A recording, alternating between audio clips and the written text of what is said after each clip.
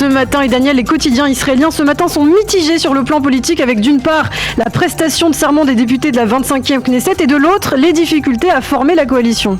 Et oui, Ilana, c'est le Yediot Aharonot qui résume dans sa manchette cette dissonance. L'imbroglio de la coalition, titre le grand quotidien en nous montrant une photo du tapis rouge déroulé sur l'esplanade du Parlement israélien. Un tapis rouge qui accueillera tout à l'heure les 120 députés de la 25e Knesset. L'imbroglio, c'est surtout la tension qui se prolonge entre le Likoud et Bezalel Smotrich, qui s'avère être la pierre d'achoppement de cette future coalition gouvernementale. Smotrich dit avoir renoncé au ministère des Finances et il refuse désormais de céder sur le ministère de la Défense, et ce alors qu'au Likoud on comprend que les principaux portefeuilles iront finalement aux partenaires du grand parti de droite dans la future coalition. La manchette du Israël Hayom mentionne également ces difficultés au sein de la formation de la coalition gouvernementale et il explique qu'en raison de cet imbroglio, la nouvelle Knesset sera présidée pour l'instant par le président sortant de la Chambre, Miki Levy, du parti Yesh Atid. Une cérémonie, mais pas d'accord, résume le Israël Hayom avec la même photo du tapis rouge sur l'esplanade du Parlement israélien ce matin.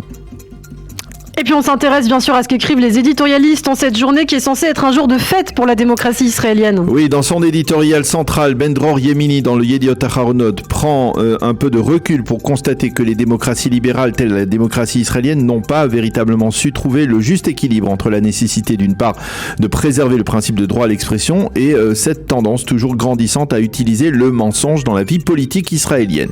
Le juge Eliakim Rubinstein, qui fut vice-président de la Cour suprême, lance ce matin dans les colonnes du Yediot toujours un appel à la préservation du système juridique israélien, d'un système indépendant qui protégerait la Cour suprême, ainsi qu'une mise en garde face au risque de racisme, écrit-il, et de dérapage entre national d'une part et nationalisme de l'autre. L'éditorialiste du Haaretz, l'éditorialiste anonyme du Haaretz, écrit ce matin que les revendications des partis orthodoxes en faveur de l'augmentation sensible des allocations que vont recevoir les élèves des yeshivot sont légitimes, puisque c'est eux qui ont remporté les élections, mais de facto, ces revendications n'auront qu'un effet, un seul effet, surélever les murailles des ghettos dressés par ces orthodoxes pour préserver leur mode de vie.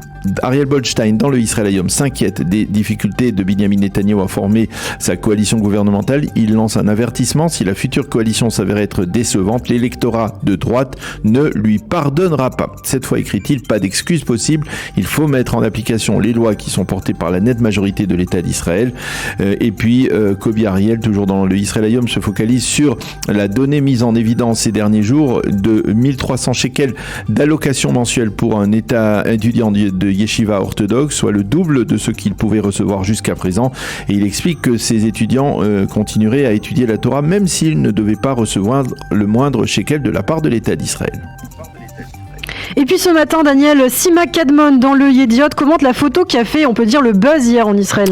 Oui, il s'agit de la photo d'une rencontre entre 5 femmes dont les maris sont les têtes de liste des partis de la future coalition gouvernementale autour de Sarah Netanyahou, épouse du futur Premier ministre.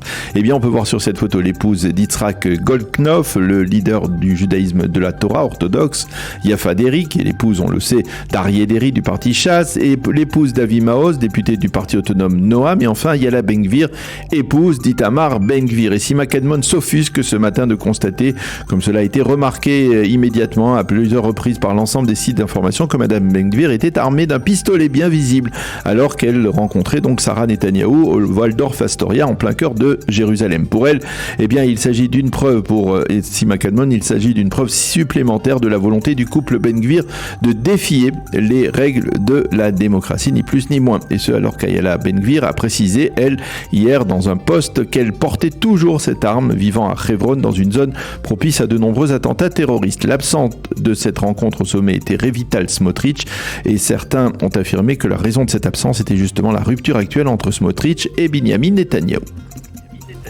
Alors un développement préoccupant par ailleurs, les quotidiens israéliens et les sites d'information annoncent que le FBI américain a décidé d'enquêter sur les circonstances exactes de la mort de la journaliste palestino-américaine Shirin Abu Akleh. Oui, ce dossier a en effet rebondi hier avec cette annonce du FBI. Le Yediot Aharonot parle de coup dur pour Israël et d'expression du manque de confiance de la part des autorités américaines envers les instances de la loi en Israël, instances qui avaient déjà, il faut le rappeler, enquêté et étaient parvenues à la conclusion que c'est probablement un soldat israélien qui a tué par mégarde la journaliste lors d'une fusillade avec des terroristes palestiniens à Jenin. Concrètement, cette décision pourrait conduire des soldats de Tsahal impliqués dans cette fusillade à devoir témoigner devant les enquêteurs du FBI. Benny Gantz a réagi très fermement à ce développement. Il a qualifié la décision américaine de grave erreur. Le ministre de la Défense a rappelé que Tsahal avait effectué une enquête impartiale et professionnelle qui a été soumise ensuite aux Américains dans ses moindres détails. Et bien enfin, nous terminons cette revue de la presse par un scoop de la chaîne Ivan4 News lié à la Coupe du Monde au Qatar. Et oui, en effet, on a appris hier que le Premier ministre Yair Lapid s'est entretenu avec le chef de la diplomatie du Qatar, Mohamed Al-Thani, une conversation qui a fait suite à des informations officielles sur l'ouverture d'un bureau consulaire qui servira aux supporters israéliens qui doivent se rendre au Qatar à partir de la semaine prochaine pour suivre sur place la Coupe du Monde de football. Près de 30 000 supporters israéliens sont attendus. Le Qatar avait également annoncé la semaine dernière que des vols directs achemineraient les supporters israéliens, mais également les supporters palestiniens dans un vol direct entre Tel Aviv et Doha durant la compétition.